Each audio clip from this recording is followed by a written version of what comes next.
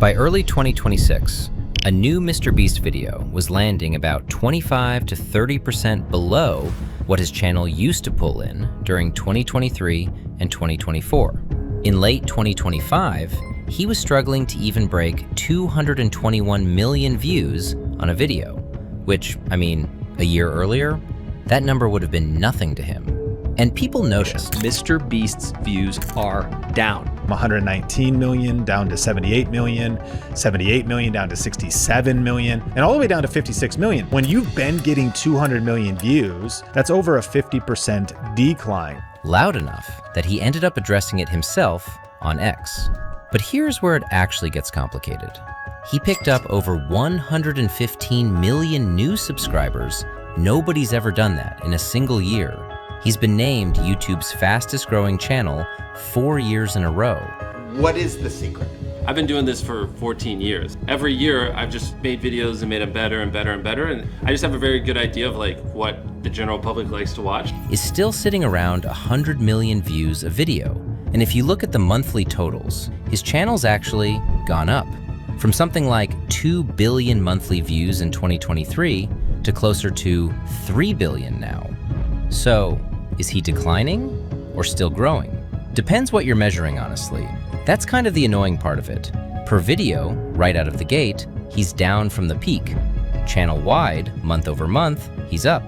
Even the single most successful creator alive can be breaking records and losing ground at the exact same time. Not even he seems totally sure which one wins out in the end. And that uncertainty, right at the very top of the food chain, is the part worth sitting with. Because it means whatever changed underneath him, a 9-figure production budget and a full-time analytics team, hasn't been enough to completely solve it yet. If this was only a MrBeast thing, you could write it off. His content got a little stale, whatever. But it's not just him. Through 2025 and into 2026, YouTube quietly rebuilt how it decides who gets shown to who. The kind of system where one good video could get blasted out to millions of people who'd never even heard of your channel. That system is basically dead now. The newer one sorts viewers into these really specific watch history clusters. It actually reads what's happening inside your video instead of just the title and tags, and it leans hard on things like rewatches and saves over plain old watch time. And you can see this show up in creators' own numbers. And it's not one niche, it's everywhere. A food creator went from around 80,000 views a video to under 9,000 in 3 weeks. In September 2025, gaming and tech review creators started comparing notes and finding drops anywhere from 25 to 90%. And people started, half-jokingly calling the whole thing the algorithm apocalypse. And every creator, big or small, is now fighting for attention inside a system that just doesn't show as many people to as many channels as it used to. Consider this your warning shot. Like, share, comment. You know the drill. The algorithm's always watching. This your warning shot!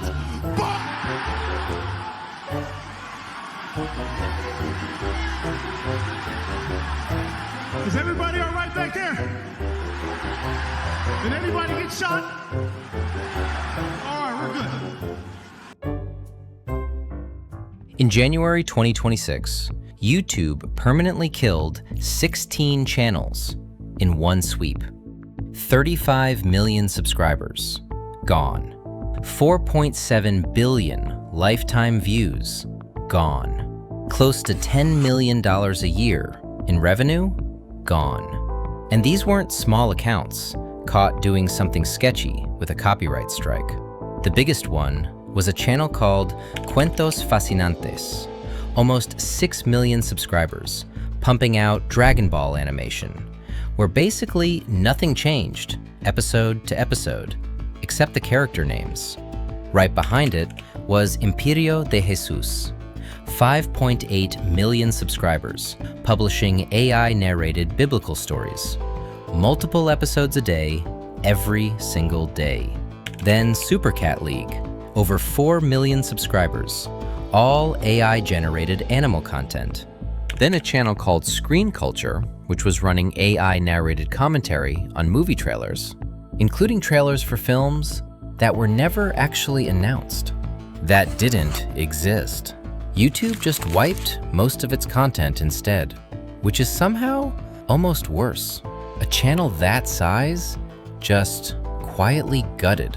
Every one of them was pumping out AI-generated video at industrial scale, and YouTube took them down under a policy it had quietly renamed just months earlier, from repetitious content to inauthentic content, which, you know, is kind of an admission on its own that the old rules just weren't built for whatever this is. But that sweep barely touched the surface of it. There's a study from Capwing, the editing platform, where they looked at the top 100 channels in every single country. 278 of those channels turned out to be made up entirely of AI-generated content. Together, they'd racked up over 63 billion views, 221 million subscribers, and something like $117 million a year in revenue. And when the researchers made a brand new YouTube account, no watch history, nothing, and just let the recommendations run, more than 1 in 5 of the first 500 videos it suggested were AI slop, 20.8%. One creator, speaking at an AI summit early in 2026, put it pretty bluntly. He said that within 5 years, AI content's going to take over what he called the grand middle of content consumption, the big dopamine-driven center of the feed, and that real authenticity is only going to matter at the edges, for the biggest names and the smallest, weirdest niche people left. Think about what that actually means if you're just a regular working creator trying to make this your job. You're not really competing against other humans anymore. You're competing against accounts that can churn out dozens of videos a day for basically nothing, built specifically to hit the exact retention numbers the algorithm cares about right now. YouTube's trying to fight it, sure. Policy changes. And as of March 2026, there's even a little pop-up on mobile asking viewers if a video feels like AI slop.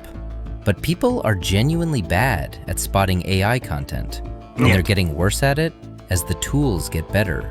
So you're basically being asked to outcreate a flood that most viewers can't even tell is fake. According to the 2025 Creator Economy Report, 78% of creators say they're dealing with burnout, hitting their motivation, their mental health, their physical health. That number stays pretty consistent across categories, but it lands hardest in the mid-tier, 50,000 to 500,000 followers. Full-time creators without the team or the budget to keep up with what the algorithm demands now.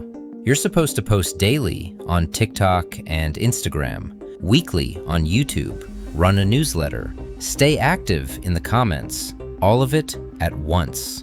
Because the platforms reward consistency above almost everything else, and what counts as consistent just keeps climbing. There's another study that tracked 97,601 independent YouTube channels, all the way from 2019 to 2026. Only 21% of them are still growing. 21%. 3 out of every 4 channels that had at least 10,000 subscribers back in 2019 are now dormant, invisible, or just plain gone. The researchers found 2 ways this actually happens. First, burnout and dormancy.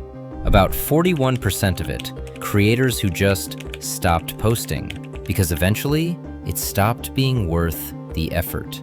Second, what they called algorithmic abandonment. About 25%, channels that never stopped uploading, but whose last several videos were pulling under 2,500 views each, even with tens of thousands of subscribers technically still sitting there on the page. And it's not just small hobby channels either.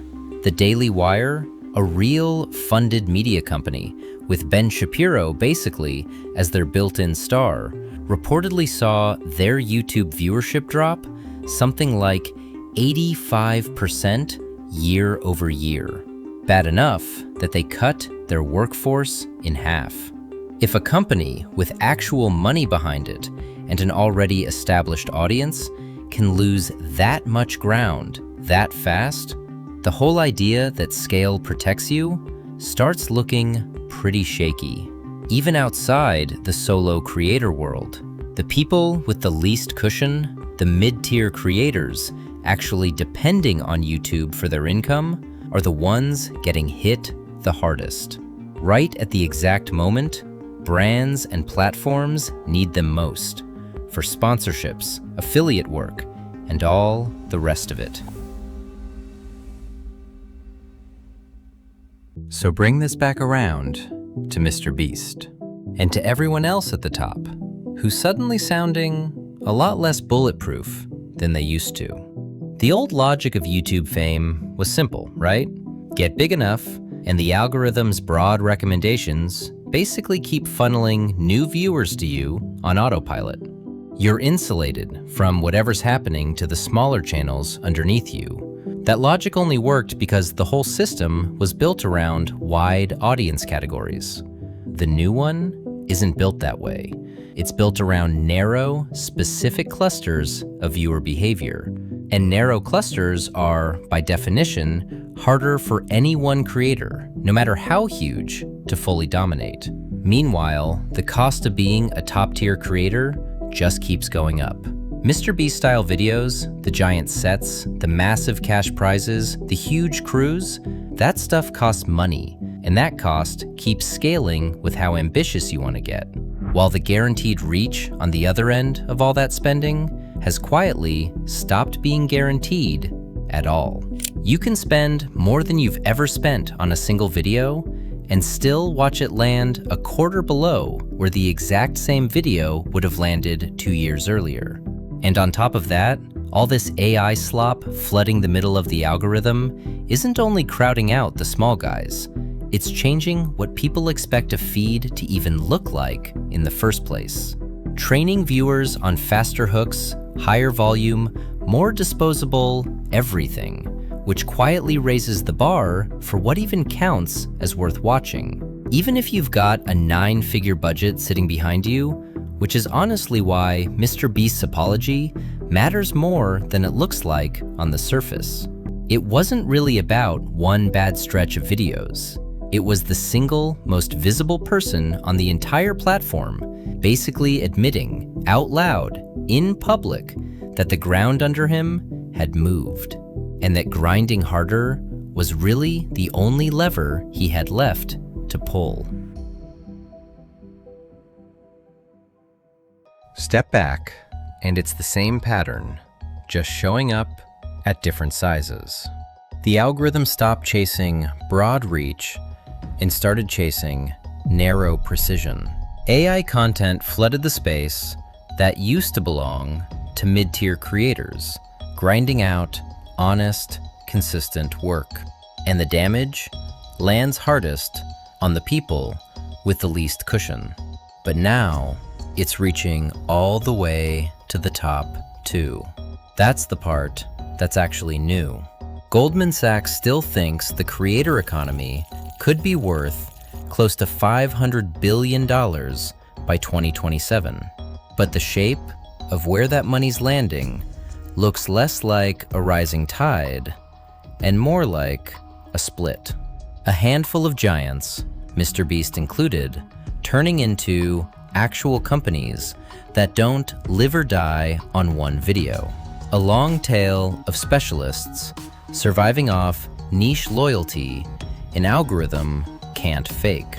And in between, the grand middle, where most working creators actually are, quietly getting hollowed out. If that's where this is heading, then MrBeast's apology wasn't really about him falling off. It was a warning from the one guy with every reason to think he was untouchable, that on this platform, nobody actually is.